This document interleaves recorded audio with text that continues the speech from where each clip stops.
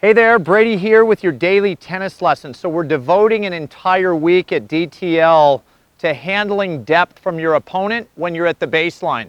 Later in the week, we're going to look at opportunities to try to be offensive by possibly stepping up on the ball. But at the start of the week, we're going to start with a three-part series working back, countering depth by moving off the baseline.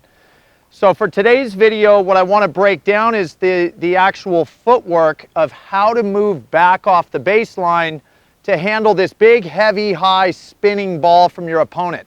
All right, so let's break down the footwork today for countering depth from your opponent. Obviously, a really good split step is in order, especially for the fact that if there's a ball that's going to be bouncing in and really driving me away, I've got to recognize that the swing my opponent is producing to do that to me really has to require a great split step. So let's get that out of the way first. Now, coming off that split step, you know, little shuffle steps, we don't want those. Those are not going to be effective for covering the type of ground we need in the short amount of time that we have. So what I like first off the split step is this big lunge. All right, you can see, pretty athletic stance. I've already got my upper body loaded for this forehand here. That right leg is really engaged. And you can see that left heel is off the ground. So what I'm going to be freed up to do now with the second move is make a nice crossover step with that left leg. All right, and you can see I'm already, granted I'm very tall and my stride is long, but regardless, Mark, any player out there not as tall as me, you make a great kind of driving right-footed step here and then a nice crossover, and in two moves, you've really gotten yourself nicely off the baseline. So handle those first two moves. Now, once we are back in this zone, we actually want to jump on this shot. And I know a lot of you out there, well, doesn't jumping make us wild? I really implore you to try to control your upper body as you lift off the ground, because the key here when you jump is to free up the swing.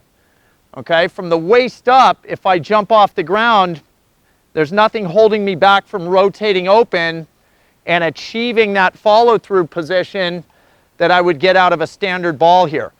What I see a lot of mistake that's made is, you know, even if the ground gets covered nicely, if we just kind of plateau up here and kind of stay on straight legs, the swing that gets produced is this upper body that stays locked. The racket's trying to come around. Obviously looks like a very awkward defensive swing. So the jump allows the upper body to rotate through and produce what I think could be a very nice ball, even though we are countering this great depth from our opponent. All right, so it'd be a split step, lunge, crossover, and jump. All right, so now we're going to put a ball in play and see how that feels. We'll do a couple, probably slow motion, one of these. Let's have a look at how to counter depth with great footwork.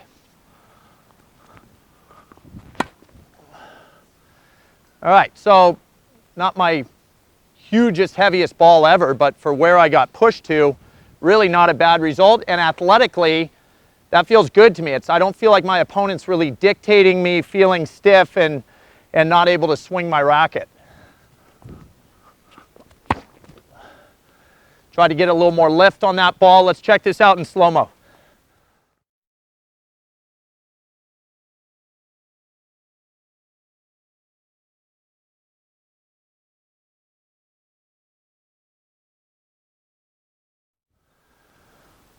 All right, so footwork is, you know, the pros have such great footwork. A lot of times we think, well, they're just excellent athletes. Go out and practice those patterns. A lot of times not having a ball in the way allows us to focus on our feet.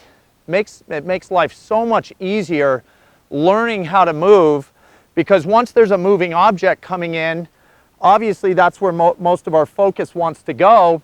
It's very tricky to think about our feet when we're looking at a moving ball that we're trying to hit. So I'd go out, next time you have a practice, do 5 or 10 of those split steps into the lunge, into the crossover, and practice jumping and swinging to release the upper body through the shot. I think you'll really appreciate that once your opponent is giving you a lot of heavy depth and you need to counter it when you're moving back. All right?